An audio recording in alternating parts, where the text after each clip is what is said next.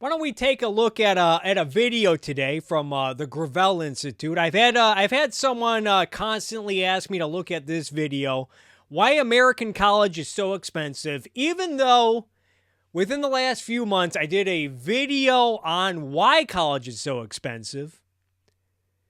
And spoiler alert, it's because the government got heavily involved in securing and offering student loans. No surprise there.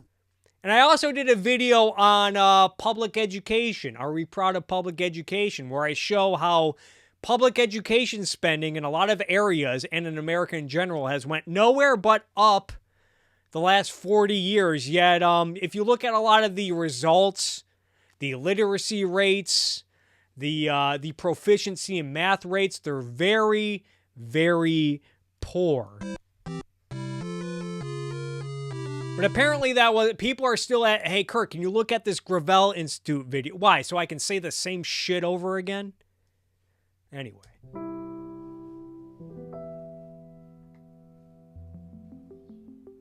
Here's a story you might not have heard. In 1946, President Harry Truman created a commission to make recommendations for how to reform higher education.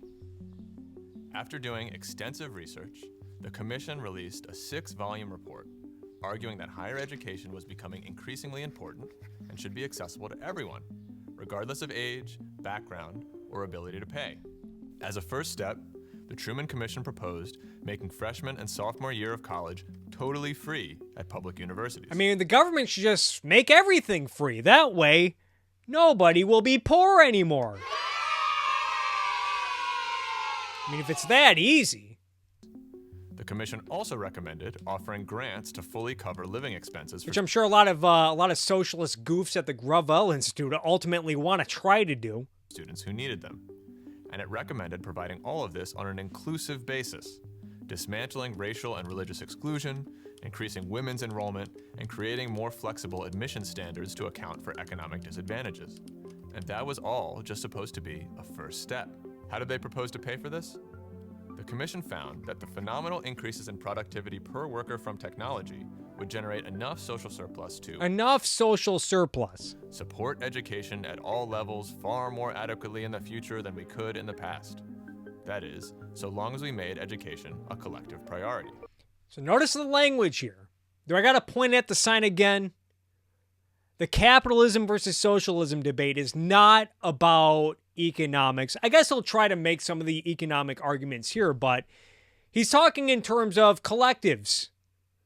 This is how a lot of people on the left think about money and wealth. They don't see your money as your money. They see all money in society as society's money. Social surplus. Yeah, economic growth, wealth creation, just part of the social surplus.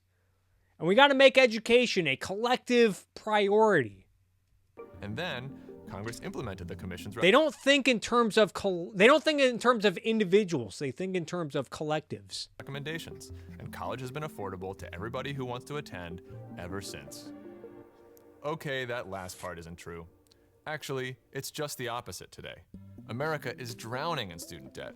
Drowning? $1.7 trillion of it, and growing. It's hard to imagine a presidential commission making the types of recommendations that the Truman Commission did, even though we live in a much wealthier, more integrated, and more technologically advanced society. What happened? Well, the Government intervention happened. Truman Commission was right that productivity would continue to increase, but we did not make education a collective priority. We did not make education a collective priority. Again, if you look at any education spending chart, especially since the establishment of the Department of Education, it's just gone nowhere but up. I think only one country, it's either Finland or Iceland,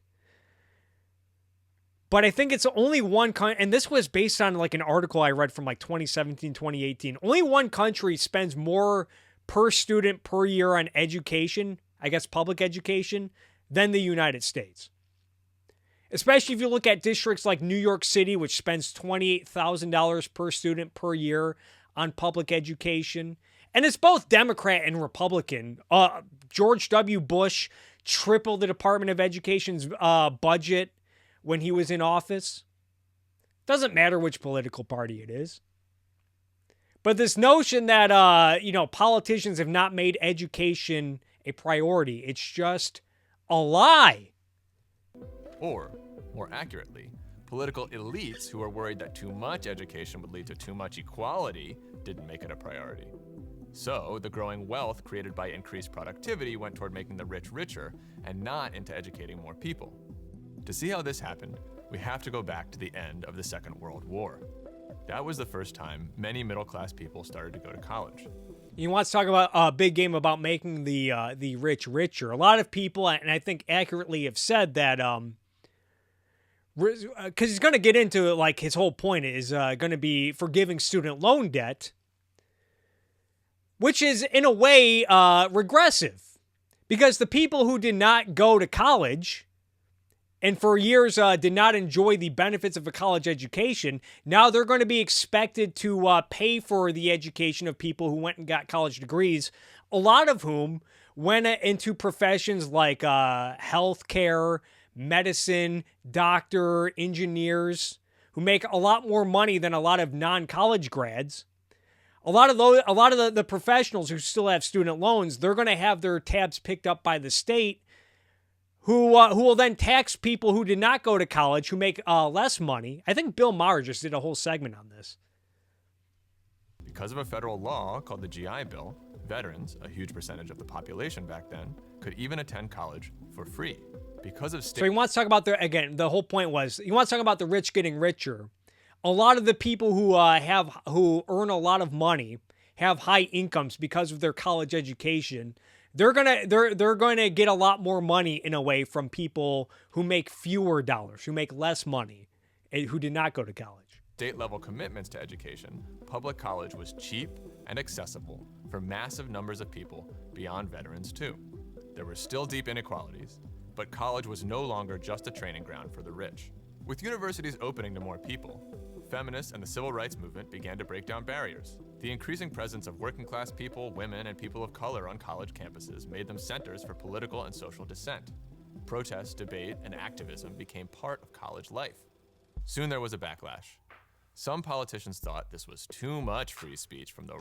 Too much free speech. Now, I don't care to get into a tangent about this whole topic, but the so-called free speech movement of the 60s that happened on a lot of college campuses, particularly Berkeley, free speech was mostly a pretense for a lot of college communists and culture warrior types. Much like today, you want to talk about how fair of a guy I am? I think today a lot of conservative culture warriors and anti-SJW types, they often talk about free speech as a pretense. They want to thump their First Amendment whenever Twitter bans a conservative or whenever YouTube demonetizes a right-wing channel. But then a lot of these same idiots will then turn around and talk about how we need to ban pornography and ban flag burning. And I'm over here thinking, I thought this was America. So they'll thump their First Amendment a lot when trying to justify violating private property rights, which you can't have free speech. You cannot have free speech without private property. But then when it comes to genuine free speech issues, then I've seen clueless Candace Owens talk about this. Hey, yeah, if I were president, I would strip anyone who burns the American flag of citizenship, and don't talk to me about your First Amendment, because the First Amendment, I guess, has limits. Oh, you absolutely suck! The wrong type of people. They wanted to return to the old system. A candidate for California governor named Ronald Reagan started attacking people he called campus radicals. In the year 1970, an advisor to Reagan declared in a speech, "We are in danger of producing an educated proletariat. That's dynamite. We have to be selective on who we allow to go through higher education." When these politicians gained power, they made sharp cuts to education funding. California, under Reagan's influence, went from funding 32% of the University of California budget in 1974 to just 16% in 2004. All right, did we get that? Let's see that again. Go through higher education. When these politicians gained power, they made sharp cuts to education funding. When these politicians get power, they make sharp cuts to education funding. California, under And here's the data point he's relying on. Reagan's influence, went from funding 32% of the University of California budget in 1974 to just 16% in 2004. Now, I want to be clear. I'm not saying this because I'm some defender or lover of Ronald Reagan. I just think that he's being incredibly misleading here. Put aside the fact that this statistic, this chart is very cherry-picked to make his point. Put that aside. His whole point is that under Ronald Reagan's influence, state funding for one university in California shrunk from percentage from, what did he say? The University of California budget in 1970. So, as part of their University of California budget, state funding as a percentage of the budget shrunk from, 34% in 1974? Reagan's influence went from funding 32% of the University of California budget in 1974 32% in 1974 to just 16% in 2004. 16% in 2004. So here's the thing. This might be a good point if Ronald Reagan were heavily involved in California politics from 1974 to 2004. The only problem is that Ronald Reagan stopped being governor of California in 1975, in which case Democrat Governor Jerry Brown took over for a good 8 years. So am I to believe that Ronald Reagan was having an influence on a Democrat like Jerry Brown? And going so far as 2004, am I to believe that Governor or Ronald Reagan in his late years, in his twilight years in the early 2000s, he was really getting on the phone with Democrat Governor Gray Davis and telling him to slow down on the University of California funds from the state? Is that what I'm supposed to believe? So basically, the way he's very careful with his words, as you can see. He's trying to make it sound like that big awful Ronald Reagan was he was just calling all the shots in California from 1975 when he stopped being governor to 2004 until his death, when Jerry Brown was governor from 1975 to 1983. And then they had another Democrat in Ronald Reagan's later years. And I'm not sure about the stats on this, but I'm not sure this whole cherry-picked talking point really proves anything. And I think there might be truth to this, as he alludes to later on in this video. University of California budget in 1974 to just 16% in 2004. Elsewhere, cuts to education were justified on the logic of living within our means. President Gerald Ford criticized New York City's CUNY system for offering a program where any high school graduate, rich or poor, could attend without paying tuition. So did you hear that? Is that why college is so expensive? Because Gerald Ford, who was president for like 10 minutes, once criticized, and from my knowledge, I think he's from Michigan, doesn't really have much ties to New York politics. He criticized the CUNY system once, and that's why college is so expensive. That's what I'm supposed to take away? Imagine that. In the midst of a city budget crisis in 1976, Wall Street bond investors forced CUNY to charge tuition for the first time. While politicians were slashing funding, business strategies to undermine working-class power restructured industry in a way that redirected income toward jobs in management and finance and away from everyone else. The jobs that paid well required college degrees, and that meant that, even as education funding collapsed... I gotta wonder how much of this has to do with stuff like, what are they called? Occupational licensing laws, where a lot of jobs, a lot of high-paying jobs, careers now require some sort of certification that's mandated by the government, and so people have to borrow money to go to college or go to education, go to school beyond public education to get certified in their profession. The number of people entering college continued to increase. So, incomes for most people were starting to stagnate, and higher education was becoming more important and getting a job that paid well. And this is the double standard that a lot of these people try to have. Because they want you to think in collectives when you should be thinking in terms of individuals. One of two things is true, and there's probably truth to actually both of these things. But as I mentioned earlier, a lot of people who borrow a lot of money to go to college, they end up getting really good jobs, really good careers in fields like medicine, health. They become doctors, lawyers, engineers, business professionals. And if it's the case that you need a college degree, that you need a secondary education to get this good paying career, then paying back student loans should probably be a minor inconvenience and shouldn't be that big of a problem. And borrowing money for your education would be a wise investment.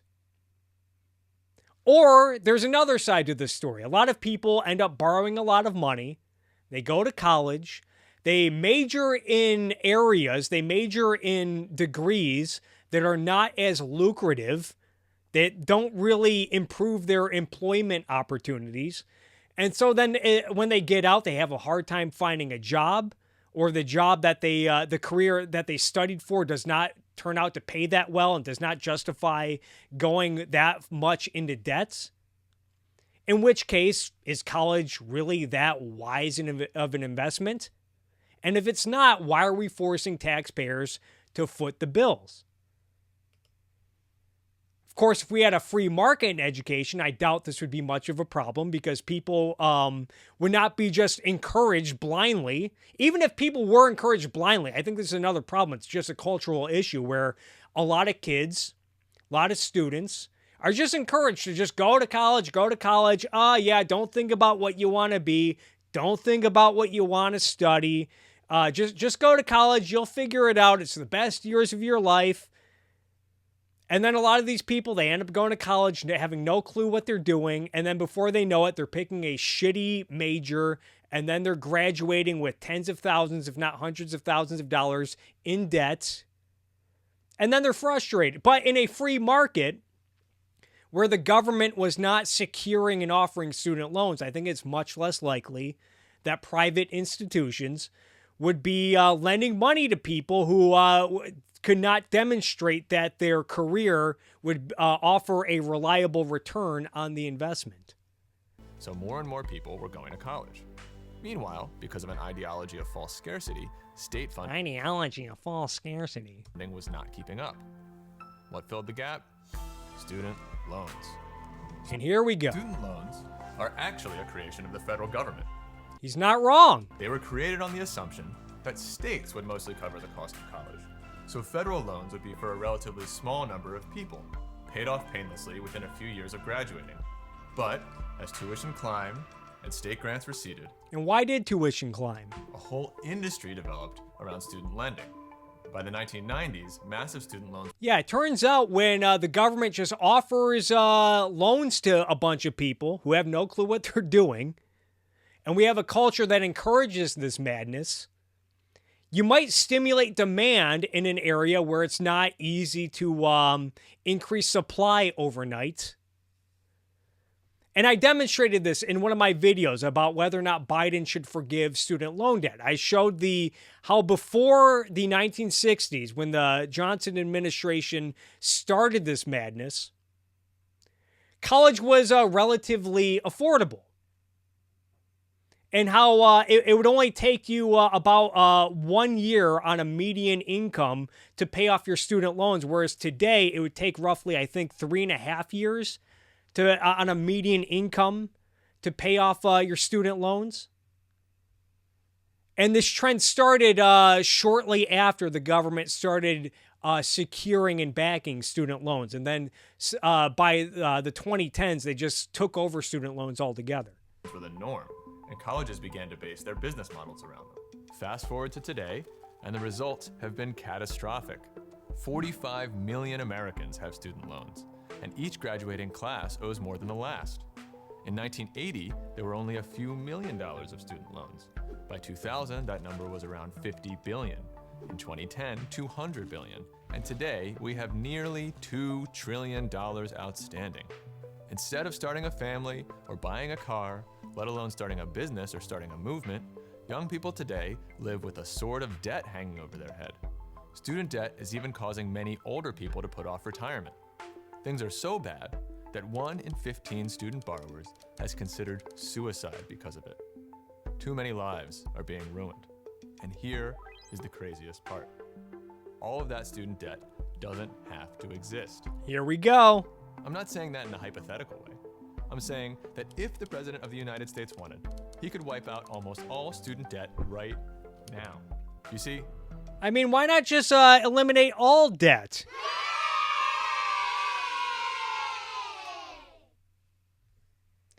Mortgages, car loans, credit card debt, medical debt. I mean, they'll probably try to do medical debt next. I mean, they're already trying to do that essentially with Medicare for all.